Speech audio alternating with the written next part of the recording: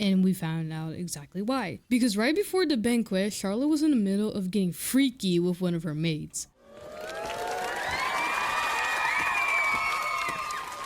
Hey guys, welcome back! Today we are going to be covering a Yuri manhwa called The Wolf Steals the Sun by Yatsei. I first got interested in this because of the art style, the wolf girl, and the freakiness, of course. You guys know me. I mean, this is the second video, so you probably don't know me, but like, that's okay. Anyways, I'm going over the first 2 chapters today, so get ready.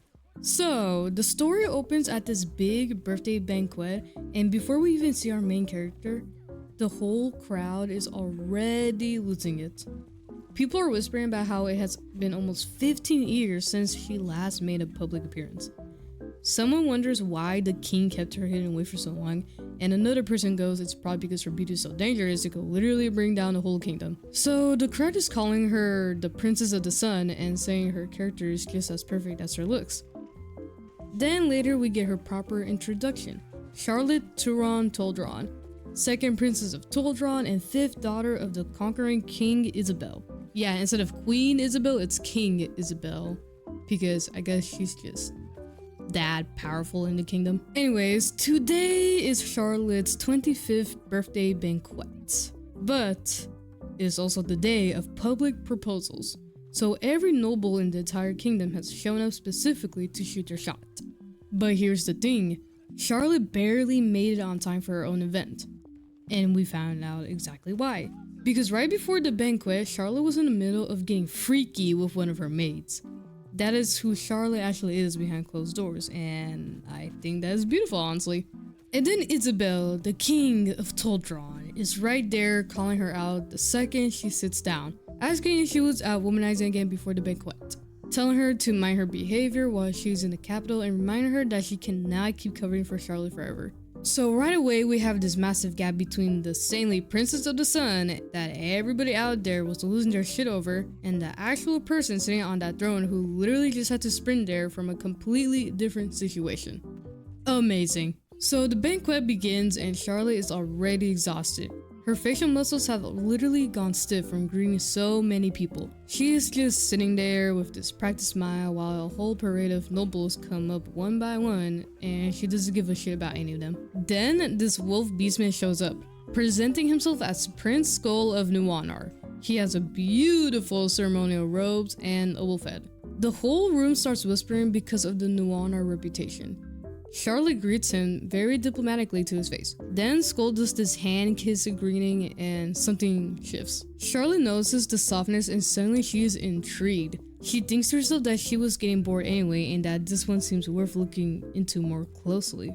So Charlotte excuses herself from her mother by claiming her stomach is upset from dealing with so many unimpressive people all night. And then she tracks down Skull and pulls him aside saying there's something she wants to discuss alone. They head outside together and then they start to eat each other's faces. And it is through this encounter that Charlotte figures out Skull's secret. Because guys, keep in mind this is a Yuri manhwa. After everything goes down, Charlotte essentially asks Skull if she should start addressing her as a princess instead. Meaning Charlotte has figured out that Skull is actually a woman whose real name is Scotty and she has been presented as a male prince this whole time. And Scotty is panicking and she wants to explain herself. But Charlotte is completely unbothered. She basically tells her that the reason someone from a ruined kingdom would want to propose to the richest princess in the world is pretty obvious. Charlotte says she is merciful and will overlook the whole lie, on one condition. The condition being that for the rest of the banquet, Scotty has to act as her pet and let Charlotte do whatever she wants of her. And why does Charlotte want a pet specifically? Because her mom always hated dogs and never let her have one growing up. And once she leaves the castle to get married, she plans on finally having a dog. So she figures Scotty could fill that role in the meantime, which is low-key racist, but oh well. And Scotty is furious, by the way, but Charlotte gives her a little kiss and tells her that good behavior might even come with a reward. And when Scotty tries to ask what happens if she refuses, Charlotte tilts her chin up and makes it very clear that there was never really a choice to begin with. And then she puts a little red ribbon around Scotty's neck like a collar. And Scotty's just sitting there trying to process what the hell is happening to her life right now. Then we cut forward to Charlotte's room later that night with her maids gossiping about the Duke who had the nerve to try to flirt with their princess. And then a servant comes in saying Charlotte has a visitor who told him to use the name Puppy as identification. And Charlotte just lights up and tells him to send her in. And then the chapter ends with Scotty showing up at the door in this big dark cloak, looking absolutely dumb for life. Charlotte addresses her with that one little nickname she has already assigned her, Puppy. End of chapter 1.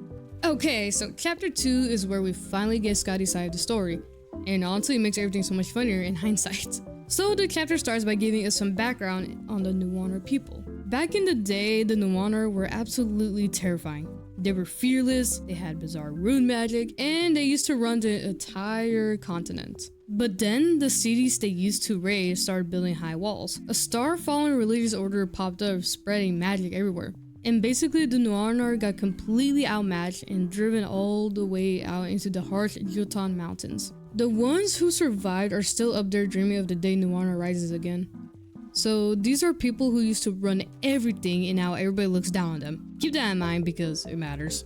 Now we meet Skadi. Full name Skadi Ragnar Nuanar, youngest princess of Nuanar. And we also meet the two most important people in her life right now. There's Hati, or Hashi, Hati, I don't know. Anyways, there's her, who is the ruler of Nuanar, Skadi's older sister, by the way. And then there's Mani, this year's older woman who's clearly the one always stuck cleaning up after Skadi. And she looks like she aged 50 years because of her. So Skadi just casually announces to the room that she's going to disguise herself as her brother Skull and go propose to the princess of Todron. Skadi has her whole reasoning worked out too. She's the lowest in the line of succession, so if she showed up as herself, she probably would not even get past the Todron's gate. But her brother, Skull, is famous, so using his name would at least get her through the door. She also mentions that she has heard Charlotte's character is just as wonderful as her looks, and that meeting her would genuinely be good for Nuanar. Hati gives her blessings and grants Skadi official permission, but makes it very clear she needs to come back with actual results. So that's how we got here. This girl disguised herself as her famous brother, got her supervisor Mani assigned to babysit her, received explicit instructions not to immediately chase after the princess, and then immediately ended up alone in the rain getting a collar put around her neck within what I can only assume was the first few hours. Now back to the present. Skadi shows up at Charlotte's door late at night and Charlotte wastes absolutely zero time telling her she called her here to finish what they started earlier. And Skadi genuinely seems caught off guard. Like she either did not connect the dots or was really hoping she had misread the situation. What follows is that Charlotte is cracking Skadi, and Skadi's losing. The whole time she's just repeating to herself that she's only doing this to stay on the princess's good side. She's purely just keeping her in a good mood. Meanwhile, Charlotte is having the time of her life, tells Skadi she's exceeding expectations, and then looks her dead in the face and tells her that there are so many things she wants to try with her. Poor Skadi, cause that was high-key a threat for her cooch. In the chapter closing to Skadi completely cooked, she thinks to herself, Princess of the Sun my ass, she's a total devil. And that's where I'm going to stop, because you all need to read it for yourselves. This manhwa is completed and it also has some cute bonus chapters too with the main characters. So you guys better check it out if you're like interested in this. Anyways, I will see you guys in the next video. Hope you enjoyed, like and subscribe. Bye!